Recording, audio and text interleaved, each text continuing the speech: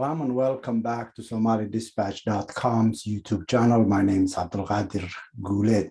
Fawzia Yusuf Haji Adan is a former foreign minister of Somalia and a former deputy prime minister of Somalia. She was recently re-elected as federal parliamentarian. She talked to us about her political ambitions and perhaps her aspirations for the seat, the highest seat in the country, and what it would mean for Somalia and its politically marginalized women. She talked to us from Nairobi, Kenya. Fawzia Haji Yusuf Adan, welcome to Somali Dispatch, and thank you for accepting our invitation today and for your time this evening. If you can start us off by giving us a brief overview of the country's current political situation would be great. Thank you for inviting me to, pleased to be with you today. As you are aware, Somalia's situation is now it's very bad. I think the current political situation in Somalia, particularly the security, the social justice, and any matter that any nation can have is not there in Somalia now. There is turmoil.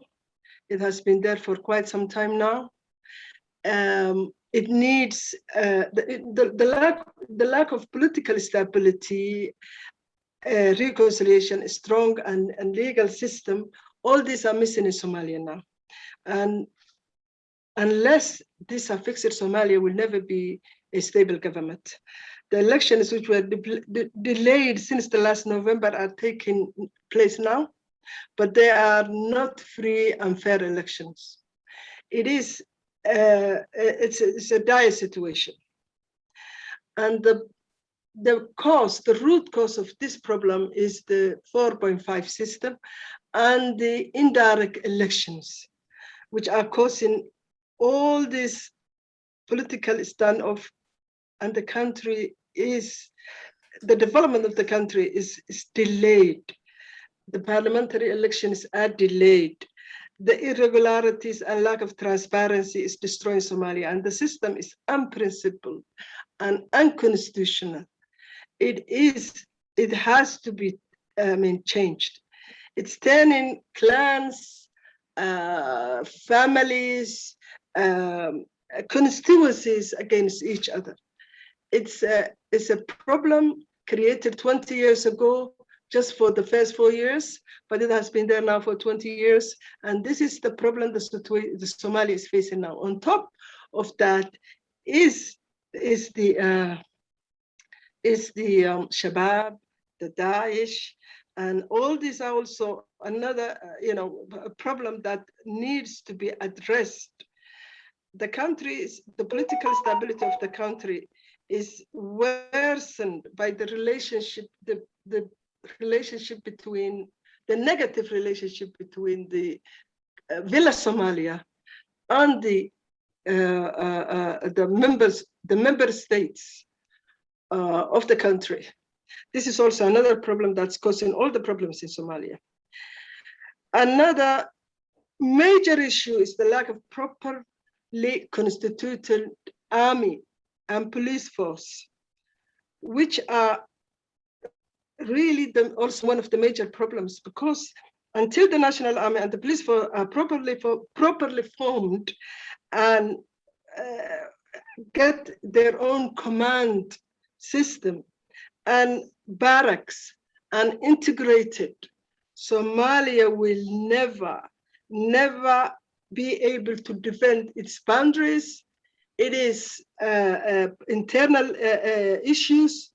It's naval and airspace, and will be weakened and always depending on foreign troops. With regard to the international community, or what I can say, the AMISOM forces who are there now, let's be grateful to all these troop contributing countries, because they are also they are sharing their blood for our interests. Even though they have their own interests, still they are there to defend us in some ways. And until we put our house in order, Somalia will not be standing on its feet, and these troops will always be there. So until we really organize our army and police forces and security security apparatus, they will always remain staying in Somalia. So what we need is to put our house in order to replace them when we can. So the situation in Somalia is like that. The unemployment is very high. As you are aware, 75% of our population is the youth. And I was informed that approximately 50,000 young people graduate from universities annually, but there are no jobs. So this is another problem we have. Unless we got a good, strong, effective leadership, Somalia will remain in this situation. I think this is what I think about the situation in the country. Recently, these elections which are taking place are not elections; they're selection, and it's the elders who are deciding who to choose and who to bring to the parliament, the legislation of the country, which will, be responsible for legislation, deciding on international treaties, deciding on all these, legal instruments to be ratified. These guys don't understand anything about all this, so they just choose whoever they want and whoever pays them more than anyone. We need a paradigm shift in Somalia. Right. I appreciate that somewhat dire picture, but speaking to the truth on the ground as it is. As a politician, as a diplomat, and recently been elected again into parliament, let's start with the elections and things that are going on that are not jiving with the needs of the country. As someone who's recently re-elected to her post, what were the pitfalls that you noticed and that you saw outside of what you've already mentioned? Corruption, massive corruption, which is unheard of. What's happening in Somalia is unbelievable. We need to change all that. We need to understand that we cannot be a government or part of the international community, part of the UN, African Union, Arab League, while we are behaving like 1,000 years ago. Where we are, even 1,000 years ago, we were better. We had better, I could say, governments or kingdoms, which are their own ways of ruling their own lands. And even Somalia was, during the Duran time, Somalia was one of the strongest nations in the world, and superpower. Actually, the US and the USSR, whatever Russia were not existing at the time, we were superpower in the Horn of Africa. So we've gone back 1,000 years, and we need to change that. It's really a pity to see all this unemployment, lack of education. We had free education in the past. We have free health. We had employment. All these are gone now. And the young people who are now here don't even understand, don't even know their rights. That's another problem we have. They don't even know what peace is. They don't know what education was, whether it was free or not. They don't know if they are taxpayers, what their rights are and their responsibilities. So it's all these are what I witnessed and what I see and what I would like to change. Well, part of the needed change is a better involvement of female politicians such as yourself into the system. As Somalia's first female foreign minister and a deputy prime minister, what does it take to be a woman politician in Somalia today?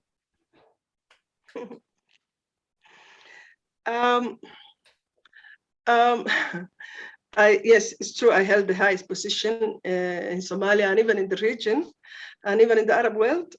I believe women can overcome any political challenge if they have the will and the, what can I say, and the confidence.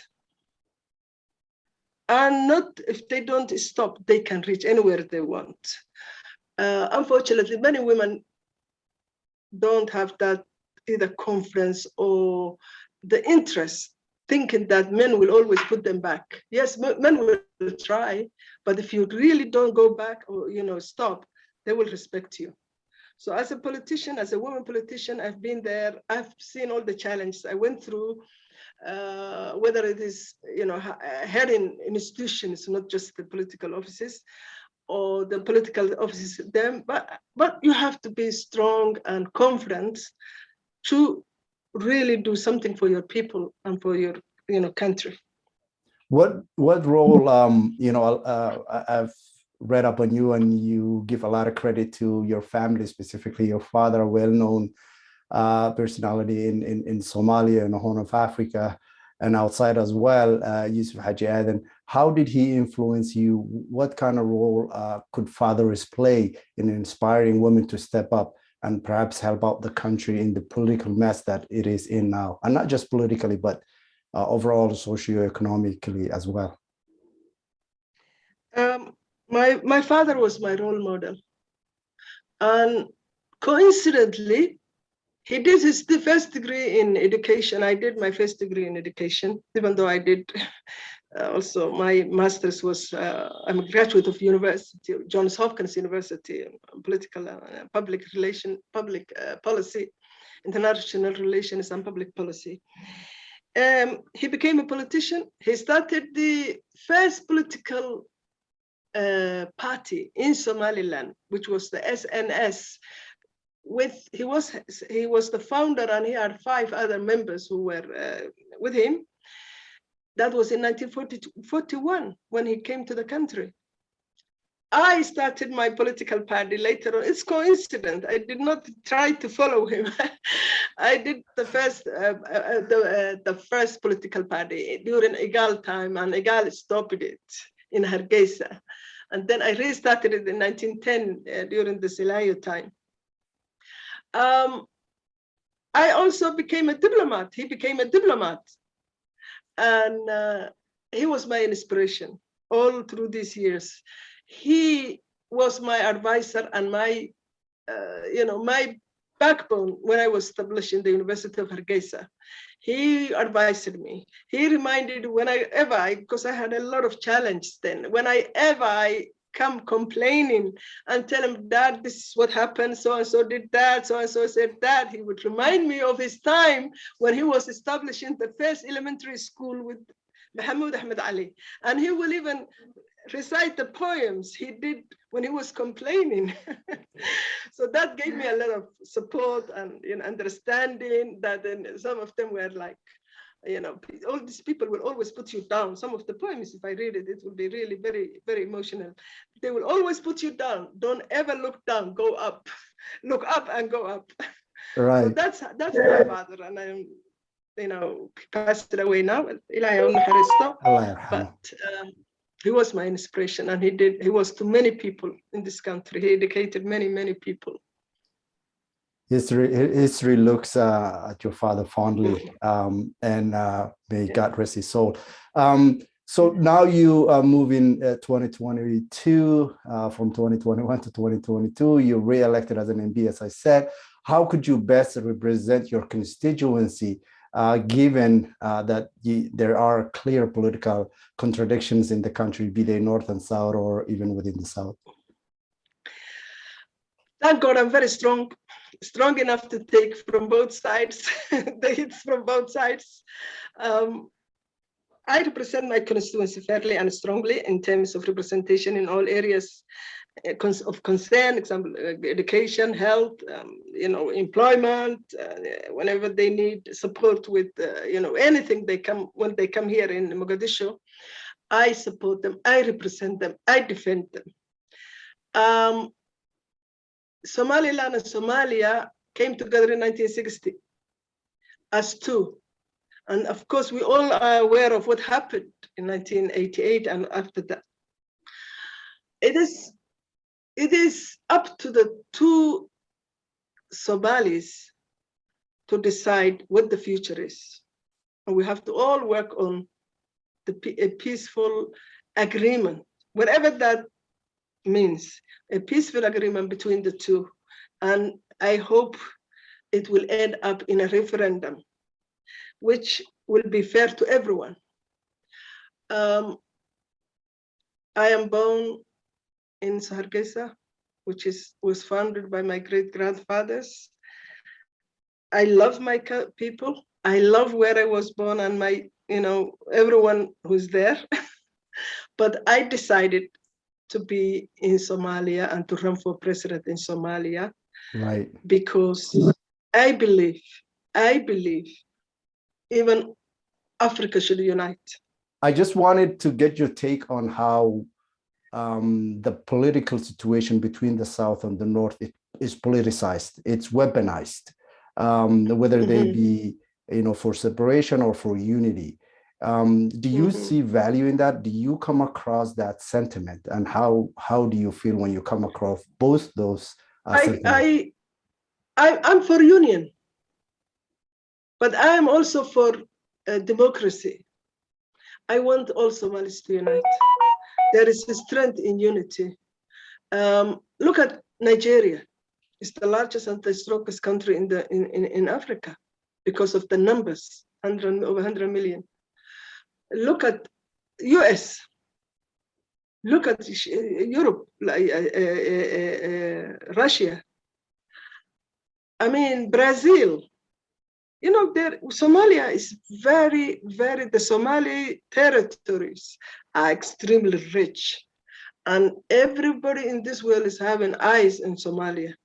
We are in the most strategic area between the Red Sea and the Indian Ocean. We are one people. We speak the same language, same religion, everything is one. What is separating us is politics. We have to resolve that. I believe in political agreement. I believe in bringing the Somalis together. I believe in also justice to what happened in the north, in Somaliland. We need justice for that. We need justice also for those people in, say, Galmudug or whatever, what happened in Mogadishu. We cannot just, I respect those people who have their opinions in separation, but I also believe in justice and rights. And I believe in that referendum will be the only justice for all. That's what I think. But I prefer Somalis to unite, to become one, to be a strong nation. We have enemies all over the world. We are so rich that everybody is looking, is focusing in Somalia. There are proxy wars in Somalia. So we need to really rethink. The whole world went through this. Europe went through hundreds of years of war. We have remember Uganda had 40 years or 30 years of war. Liberia, Sierra Leone, in South Africa, all these countries went, Mozambique, Angola, all these countries went to wars, but people, even Sudan, until today. So we need to really rethink and take advantage of our God-given resources. Right. Having said all of that, and talking about the challenges the country faces, why are you seeking a higher seat, the presidency? How could you make a difference in that? What made you, take on even more challenges as you would as an MP? I've reached where I think the only position that's left for me is a president. And I know I can do something about what's going on in Somalia. I believe that I can rescue Somalia from this mayhem. The only female presidential candidate between almost 54 candidates or 55 candidates I am. Right. I have been, I held the highest position, as you said. I was an acting prime minister. I was a deputy prime minister. I was a chancellor and founder of a university. I worked with the UN in good positions. I held other positions in institutions and founded other big institutions. I think I cannot just sit and watch what's happening when I can do something about it. I have all this experience. Mhm. And on top of that, women are less corrupt. Women are more focused. Women. So before I go, I would like to leave a legacy of stabilizing Somalia, doing something about what we are going through in every region, in every, even in the diaspora. I know, I was a diaspora myself. I know how many countries have detainees, how many young people are, in jails, how many mothers are suffering without, going there for just peace and security, while they don't know what they will face, all the problems they will face in abroad, and like, an alien weather, an alien language, an alien culture. It is not easy. So I want all my people to get advantage of their resources, jobs, and come back peacefully. So I think, Right. if God wills, I can manage to change all that and make Somalia a better place. That's how I feel. That's why I decided to run for this position. And I think I'm better than men. Speaking of men, why haven't you joined the Union of Presidential Candidates, the 54 that you just mentioned and more? I'm in a different one. There are two different groups. I'm in one, and I didn't choose to join the former president's group. Right. I chose the other one. Right. And we are called the Araktida Usub, the new vision. Ah. But we are new. That's why not many people know about our group. Okay. If and when you're elected, what is the first thing you will tackle in that position as a president of Somalia? My priorities are two. Okay. One, peace, stability, and reconciliation. Two, finalizing the provisional constitution, which is one of the root causes of all the problems, because there is no constitution that is, guiding the rules and regulations of this country. It's just a mess. It's a constitution. There are 6 different constitutions in Somalia now. This is number 4, which we are using, which is the worst of all of them, from the 1961 to the latest, which this last government finalized it. I was member of the Constitutional Committee of the 9th Parliament. We finalized one. That was number 6. So number 5, sorry. The last one is number 6. So I want to really finalize the provisional constitution to a proper constitution that can bring the people together and rule and, use. These are the 2 major issues that I would like to, and of course, dealing with the terrorism and all this problem, which is now destroying the country, is another matter. Then we go to development, infrastructure, employment, rebuilding, not only the country, but the minds of the people, education, health, social issues, social justice. This is what my plans are. Right. One can't give enough credit and praise to Somali women, have Somalia to go through what it has. And perhaps Somali women are accredited, not enough, but are accredited somewhat to the survival of that society. What is the one skill outside of that you have that makes you most qualified for the president's position? I think having confidence and challenging, facing all the challenges is one. Having all that's the one. But also, my background is, I have been going through challenges. So I don't know if it's luck or if it's, I don't know it's a good luck or bad luck, but I've been through many different challenges. As it made you stronger, I would say it was a good luck. Yeah, but in general, Somali women have a lot of potential. And the key to unlock that is recognition and support. Once you have support, you will win. On the other hand, I'm not too sure if I will win, but I have to try. Because you will either lose, or sorry, you will not lose. You will either, as Mandela said, you will either win or learn. Right. You will either win or learn. So in my case, I'm breaking the ceiling for my sisters. If I win, fine, we'll fix the country. If I don't win, another one will try. Right. So I just want to break the barriers. Right. And for me, it's either way, it's win-win situation. Right. Finally, what do you think is the most needed to get over the challenges faced by Somalia? Somalia needs an effective, strong, and honest leader, whether it's a male or female. Somalia needs that. If we have all the resources God gave us, look at what we have. Over 8 million hectares of land, arable land, which rivers are flowing. We have the highest per capita in livestock in the world. When countries like Holland are now, making artificial meat, artificial chicken in their restaurants. We have all this agricultural land, which while the world is facing food insecurity, we have oil, gas. We have the 30% of the world uranium in Somalia, both in Somalia and Somaliland. We have gold mines. We have, other minerals.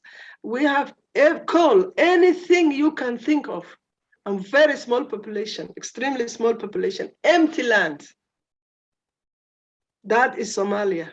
What we need is the diaspora to come back, to invest, to international investors to come, and then we will be better. We'll be better than the Gulf. Any country in the Gulf, we are much richer, and we have more opportunities. We even have the biggest airspace in Africa, from Zaila to all the way to the Indian Ocean. We have the best, what do you call, wind energy, because of the two seas facing each other.